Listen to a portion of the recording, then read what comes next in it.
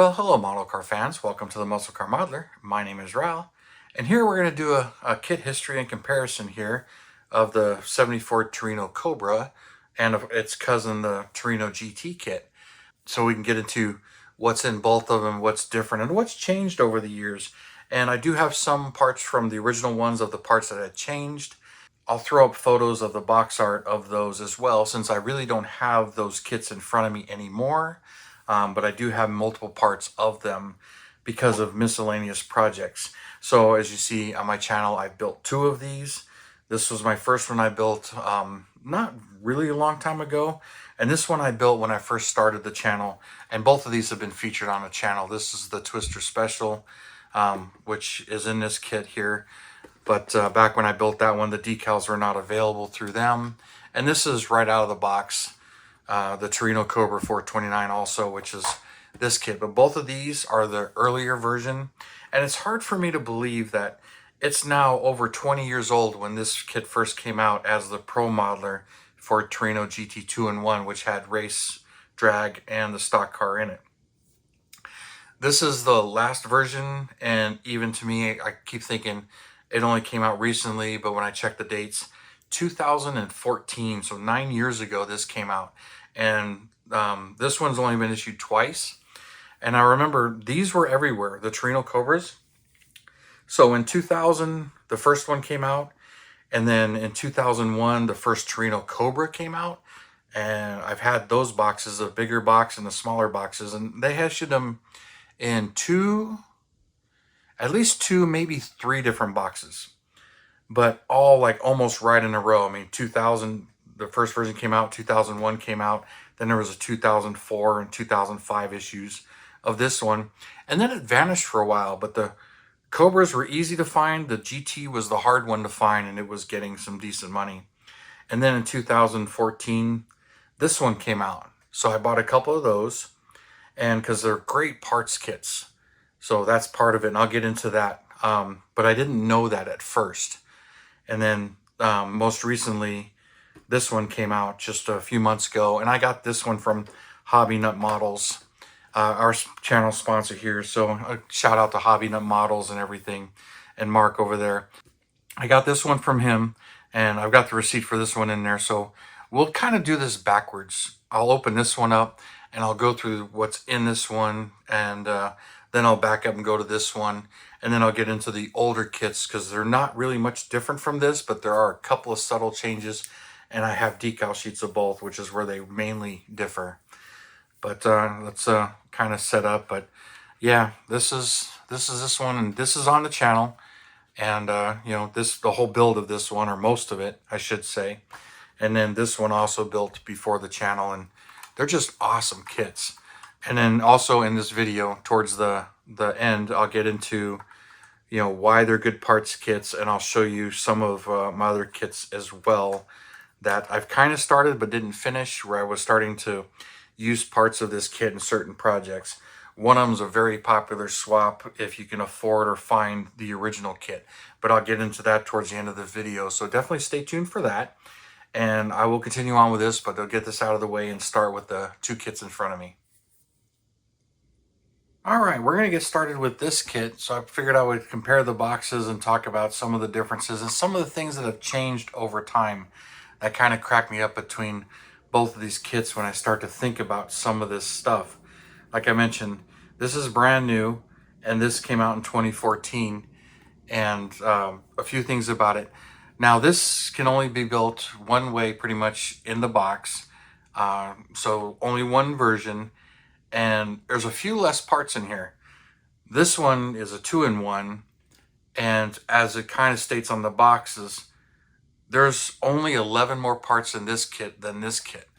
I don't find that to be true, but I'm not going to sit here and count all the parts, as I was just kind of humoring myself and thinking about some of this stuff. But one of the things that cracked me up is this one is, I would say, is a little bit harder, but it's a skill level 3. But back then, skill level 3 was the top one. This one's skill level 4. And now they go to skill level 5. So it kind of cracks me up that this is skill level 4 and this is skill level 3. They're virtually the same tool. But the skill level kind of cracks me up because I don't know if they're really that hard. I mean, there's a lot more parts to it, but they're both, they're finely molded and everything pretty much fits. So there's really not a whole lot of issues there. I've heard people have trouble getting this hood to line up with the shaker. Maybe I haven't had that issue, but it just kind of cracks me up when you compare the skill level of, an AMT kit or a tool that goes way back to the 60s and 70s, and the tooling is so worn out, but it's a skill level 2, because it only has like 70 parts. So that kind of cracks me up when in fact that kit is actually harder because you've got to fit more stuff, clean it up, and everything just doesn't fit right out of the box. And, some people will call that real modeling. I kind of agree with that, but at the same time, that kind of, to me, the skill levels really don't mean anything. It's just kind of, it's based off a parts count. So getting into the Torino Cobra here, as it says, this one says it's got 128 parts and it's molded in white with water slide decals. And, here's the paint chart and some of the stuff here. But this is, the brand new tool. And as I mentioned, this comes from Hobby Nut Models. And here's some really nice pictures of the buildup and all the parts that are included here on this. So before we open this one up, look at this one. Like I mentioned, it's skill level 3. It says it's got 139 parts. Now, I think that might be part numbers because you start to think it's got 2 more extra drag tires, 2 more parts, 2 more headers, a couple more extra this, a 3-piece roll cage. Well, those, just the race parts is more than 11, but, it's kind of funny. I don't think they count it quite like that. But as I mentioned, here's a Photo X sheet. So that to me, it really does increase the skill level. You've got to carefully trim this, glue it. There's individual letters for GT and Torino and then the emblem there. So there's a photo etch sheet in here. And it dates back to 2000. It still says 2000 right on the box here, and it does on the photo etch sheet. So to me, that's just kind of funny that, this is skill level 3 and this is skill level 4, but not really. So let's get into this one. Get it open here. So, if you haven't seen this kit, here's the clear front and rear windows and the front marker, side marker lights, which are clear, and then the headlights here and the bottle and the dome light, which is all nice, cool inclusions in there. Here's the beautifully molded body, which all of them have this GT trim right here. You have to sand it off for this version. The instructions tell you to sand it off. But you can see the holes here for the side marker lights, both front and back. The rear panel here. And this body has been updated. So talk about one of the newest things. This body line has been changed. And it's a little muddy right here. I haven't built one with this version, but it's going to need some cleanup. But there's some waves right there from when Revell modified the tooling. Now, I do have one of the early bodies, and I'll show that to you in comparison. So I'll set this aside. This kit has the same body, has the same revisions as this. So there's that. Here's the plain old tires with nothing on them either side. Here's the chrome tree with the Cobra only grill, the hood locks, the valve covers, the 428 emblems. Oh no, those are the mirrors. Yeah, here's the 428 emblems. And then the stock wheels, the shifter, alternator, the front and rear bumpers. So all the chrome is here and the exhaust tips. But no custom parts. They're not on this tree. Like I said, this one can only be built stock. And we've got some very nice parts here. Stock wheel back, steering wheel, disc brakes. For the wheels. Then we got the front suspension, sway bar, and steering linkages all right there. Then we've got this tree here, which has the shaker hood, the Cobra and plain Torino tail panel, the Cobra door panels. Now these parts are all different. The shaker hood, the rear window slats, the shaker, and then the shaker air cleaner. Then you got the hoses here, radiator hoses, not heater, oil filter, piece of the radiator, the top brace, intake, and the hood hinges. And you've got the back seat, really nice dash, the front piece that you glue to the body. Here's the console, the Ford 9-inch rear end, leaf springs, brakes, all the exhaust here, the stock manifolds, the spindles right there. So all of that, and then the water pump, timing cover and water pump housing with the fuel pump in it. So pretty nice detail in this. And this has a very nice 429 motor. Here's the stock chassis with a lot of detail with the stamping over here that's easily sanding off. The fan, alternate belts, coil, starter. You got this part right there. I think that's the power steering pump, but I'm trying to remember. Distributor and ignition module slash voltage regulator, I believe that is. Then these bucket seats. Now, the first versions didn't have these seats. So these are the high back buckets that came in this kit and also in this kit. Earlier kits had a different front seats, which were not really correct, but I'll show you those later. Then you got the firewall, radiator support, the hood latch support, which is a nice piece. And then here are the horns, mirrors, oil pan, the other side of this with the oil cooler, which kind of tells you that it is a Super Cobra jet. The springs, shocks, the manual pedals. There's the engine, water pump, battery, all of that. Really nice stuff. And of course, here's the taillights, and along with the clear red rear side marker lights, and the instructions, which are kind of dumbed down just a little bit, but not by much when you compare it to the other ones. It tells you to sand those off and just putting all the motor together. Now there's a lot of notes that are in the earlier instructions that are not in here. But like I said, this one is really only meant to be built one way with all those parts. And then here's the directions, and it's showing you the twister decals and without the twister decals, which that's one thing that this kit shines on. This decal sheet is way far advanced compared to the original issue. Matter of fact, here's the original issue's decal sheet and this decal sheet. So like this was 2001, kind of got wet, not really the greatest shape, but I believe these are still usable, but they just do not compare to this sheet. I mean, Revell has really been stepping up their decals, which is really nice. It makes you wonder how well this one works versus just having the outline and blacking it out. Although I really didn't have too much of an issue there, but pretty cool stuff. But when you compare this one to the original, let's put this one. Here's the original directions. This is from the 2001 kit also. See, there's some notes here on when to cement this, how to assemble, painting certain things. Squeezing some of the stuff in. Now this shows you the seats I was talking about, but I'll actually show you the seats. Dashboard assembly and fitting some of this stuff in. And some notes with front wheels assembled, how to assemble some of the stuff. So there's some assembly and tips here, but all of that kind of goes back to the Pro Modeler version when it gets into that. So I'll show you more of that here in a minute, but we'll get into this one and get into the differences between the two kits here. So I'm going to clean all this off here. All right, now we'll get into the 2014 issue here that I was showing you and some of the differences between it and that kit. And this one does have a few more parts in it than the other kit does. So first we'll get into, I kind of have both here. This is kind of fun to look at.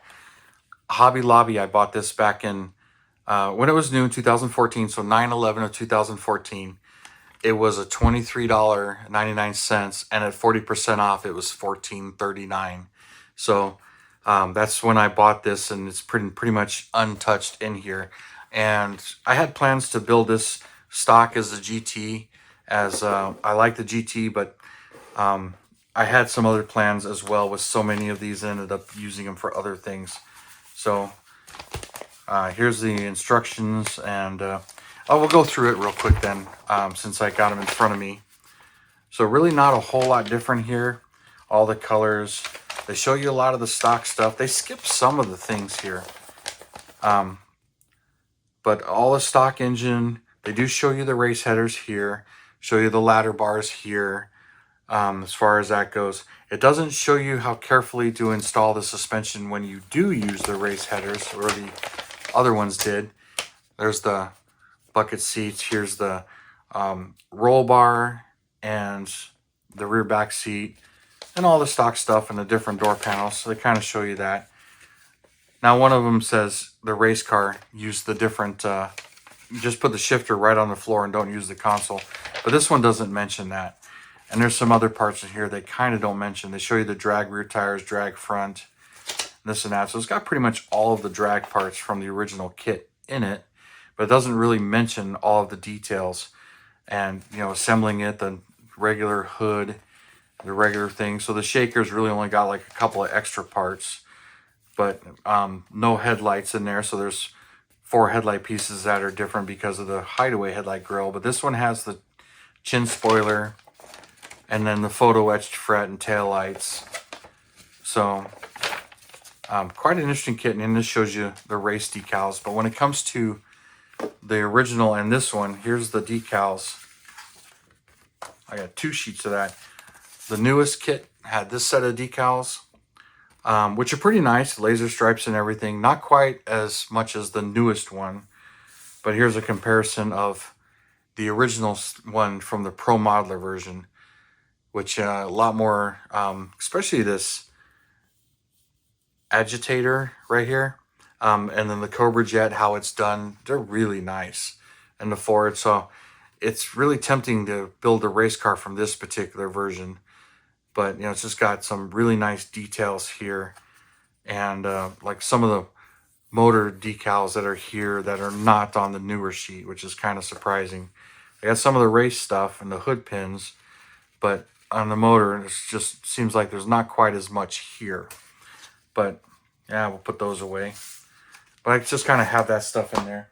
The Pro Modeler version instructions, it really tells you about the car.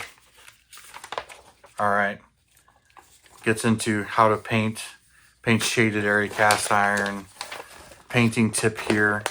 Early 70s Fords had body color overspray in the chassis pan. To replicate this on your model, first apply red oxide primer to the chassis, and then bottom of the interior tub. Then using an airbrush, mist on the body color from the sides of the chassis. You've seen me do that, but it actually mentions that in here as a tip. The building drag version with headers. Steering linkage must be carefully slid in between the header pipes and chassis. So it's telling you just to be careful on how you get that to squeeze in between the headers, because you put the headers on before you put the suspension, as they kind of snake through it. Looks pretty cool when done, but I haven't built the race version. But this kit has those parts in it, and I'll show you those. Here's the bucket seats again. Here's where it mentions, well, I think it's on the next one. For drag version, cement shifter directly to interior tub. So don't use the console. The stock version bench seat, that. So it kind of shows you all of that stuff here. And just in greater detail, a lot more spacing. Another modeling tip here on, you know, put the hood in place, then glue the hinges in to help set it. And then here, it gives you all the factory colors, which is nice. Which color stripes to use with that color. Interior color combinations, which is pretty cool. And then a whole bunch of other specifications here that the Pro Modeler version tells you. And then, of course, here's the decals for the race version, which looks really cool. So I'll put that away here, and we'll get into these bags, as it has the same set of plain tires that the other set has. Here's the drag tires right there. These are cool, but they're, you know, not some serious meaty ones, but basically what was available at the time. The same things, except for it doesn't have the 4 headlight lenses, because this one has hideaway headlights. So those are not in here. We'll go to the chrome tree next. Pull this one out. There's the hideaway headlights, the bucket for the one-piece taillight that goes all the way across, the stock air cleaner, the custom drag air cleaner, the Ford Motorsports valve covers, which are really cool. Here's the stock valve covers, stock bumpers, shifter. All the rest of this is pretty much the same. Here's the stock wheels, and here's the drag tires, which are more like Krager SS's, but you got some small ones for the front, It's kind of like 14s and maybe 15-inch ones for the back, and definitely deeper. So for the drag version, it's got a staggered set of wheels, and that's pretty cool. And then, of course, the modern Ford Motorsports valve covers, which I like those. They're pretty cool. And we'll get the other trees out. So this one, it has that very same body with a very nice engine compartment, by the way, when this thing's put together. And I mentioned the GT emblems here that you, on this version, you'd leave those on. And of course, this tree is unchanged. It's all the same stuff. Here's your GT tail light that the photo etch goes on. This tree is completely unchanged as well. And here's this tree with the high back bucket seats, but nothing new in this one. Now this is from the original race version. So here you are. You got the stock wheels, the brakes. These parts are all the same. The steering linkage is here. But here you got the roll bar pieces, the slapper bars or traction bars here, the headers, and then the big rear tire backs. So that's most of your race parts right there, plus the ones that are on the chrome tree. So not a whole lot of extra race parts, but 1, 2, 3, 4, 5, 6, 7, 8, 9. So there's 9 right there. And then you get the extra parts in the chrome tree. So maybe, you know, what do you got? Valve covers, air cleaner, 10, 11. So there's 11 parts right there. You know, 12 if you count each valve cover like I counted each one of these. And then the decals. And this tree is also semi-unique. You know, these parts are the same, but you've got your GT only door panels, your GT tail panel for the one-piece tail light, and then the GT hood, this is just pretty much the base hood. So some pretty cool stuff there. And one of the last things in it, here's that photo etch fret. And I don't know if my kit came with 2 or if I threw a spare in there, because I've had a number of these. I think this is just an older one because it's got the Pro Modeler thing, and I just threw it in there. But you know, the frets are pretty much this. They are the same with all of those emblems and stuff. So some pretty cool stuff in there. So I'm gonna put this away real quick, and we'll dig out some of my other things and what you can do with this kit, and I'll show you some of those projects that are kind of started, so you can kind of see what you can do with these kits. So hang on a minute. All right, I know this looks like the same box, but the contents are not the same. I'm just going to show you. This is one of my older projects. It's the Ford Torino GT, and I was going to make this just a little bit different, basically doing the Torino GT, but adding the shaker hood from the Cobra, because I just like that combo, and you had to have both kits to do that, and you still need both kits to do it that way. But as I really like the hideaway headlights and the one-piece taillight that the GT has, and I kind of like the laser stripes, and I wasn't decided on what color, but this kit, because it is what it is, and it's all parts and thrown in here and mix matched, I did have it in the bigger Pro Modeler box, and I eventually just swapped it into this box to just save some room and threw some extra parts in here. So as I mentioned, the earlier design body, now this is the body that the kits originally had. So the Pro Modeler issue and the first 2 or 3 of the Cobra kit have this body. And the biggest difference is this body line right here. See how it goes up and over and blends in right here? Well, that's not correct for the real car. The real car, the body line just disappears right here, and there's not much around the wheel well, which is what Revell tried to do here.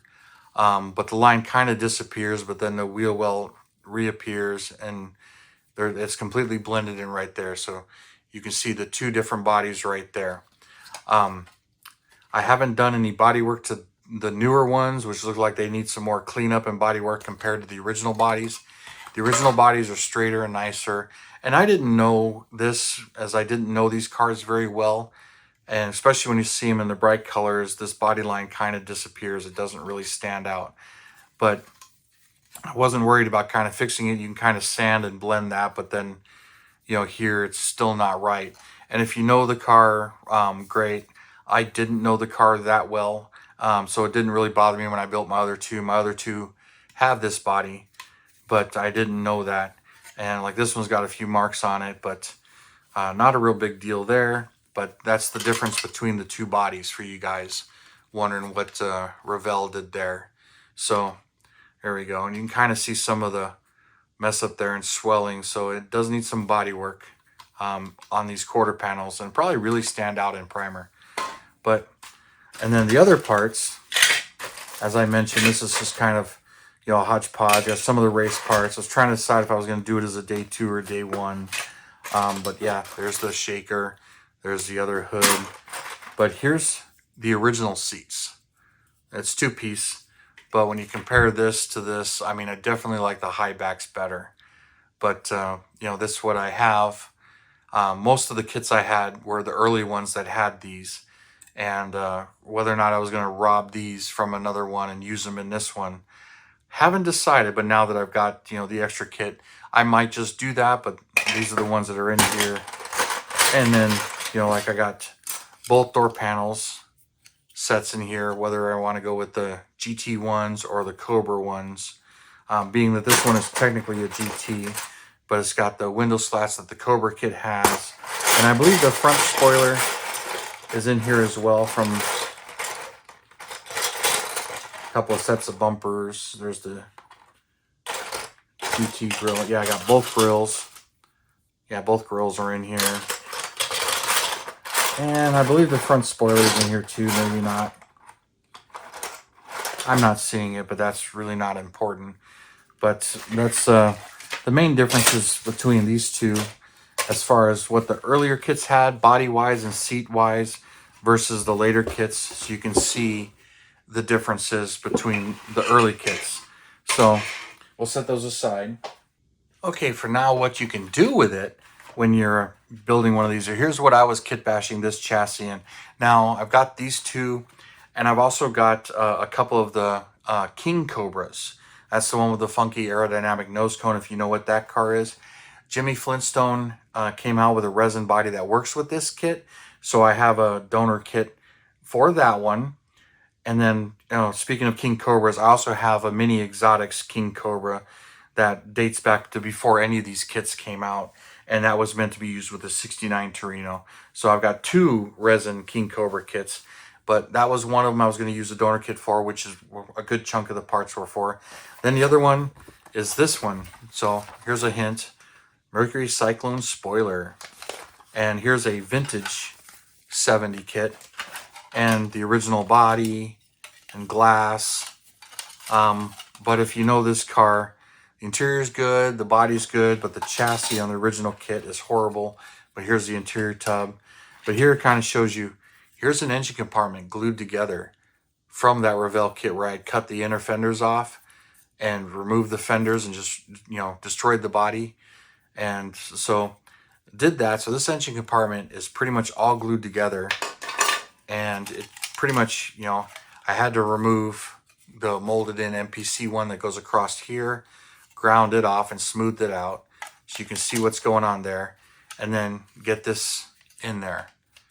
So there's that. Now none of this has been permanently glued and fitted, but it's funny because there's a molded lip right there.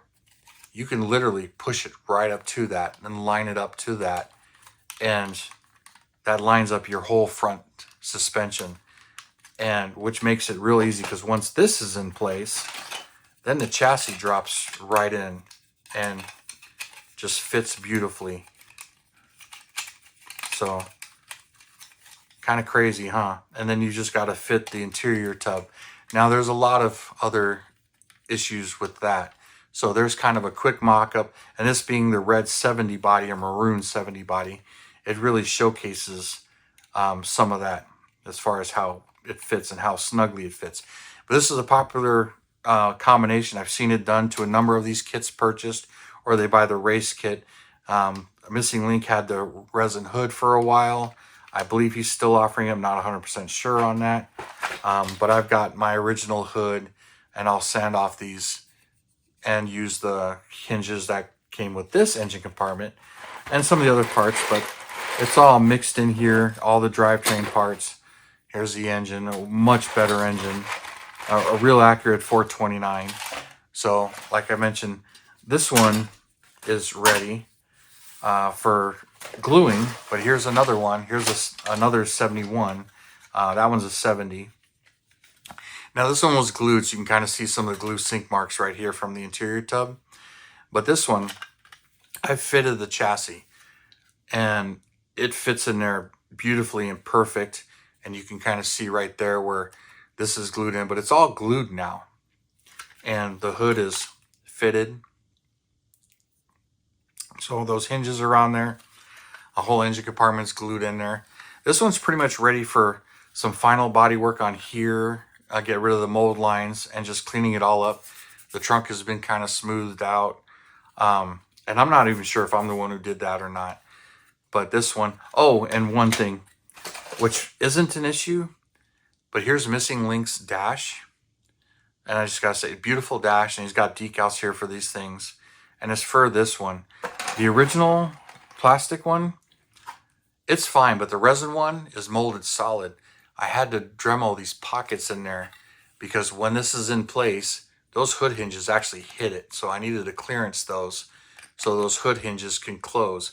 When I mocked the interior up, and this is why you do mock-up to kits like this, when I mocked up this interior, and you can see I glued the pedals to it, I found out that I couldn't put the hood in because it hit that dash. Okay, so when you look at it at that angle, you can see how far into the interior those hinges actually reach. And I had notched the interior tub for them. So, and then you can see my upright braces right there to support it to the trunk. So I added those. And then I cut all of this out of here compared to that one. You can kind of see where the glue was bit on there really well. But I clearanced that out so that it would clear in here. Did some trimming, so those black marks, that's areas I tweaked on this chassis a little bit. And then just where that's going to glue, the glue marks in here, and this is all glued in solid. Did not glue the side so I could still flex that out so I can get it in there, but the front is glued in there. So there we go. Make sure I got it in the camera here for you guys. But that way you can kind of see what goes on fitting one of these chassis. And I'll eventually get back to building these because this one really doesn't need much. And one of the things that kind of stopped me is not knowing what color I was going to paint this or what wheels. But now that the plain hubcap versions are coming out, I'll probably go with them. But I haven't really decided, but I wanted to show you this and all of these kits and what you can do with something like this. And this one's got an A-pillar that's actually bowed a little bit. I tried straightening it out, but it just seems to keep coming back. And I can't get it to just 100% go away.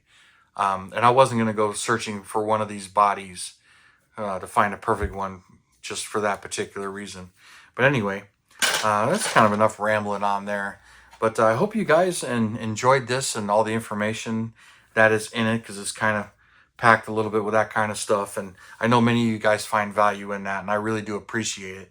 And that's why I don't mind taking the time to do some of these projects and show you some of the differences in these kits and whether or not they're as accurate as far as I know of researched.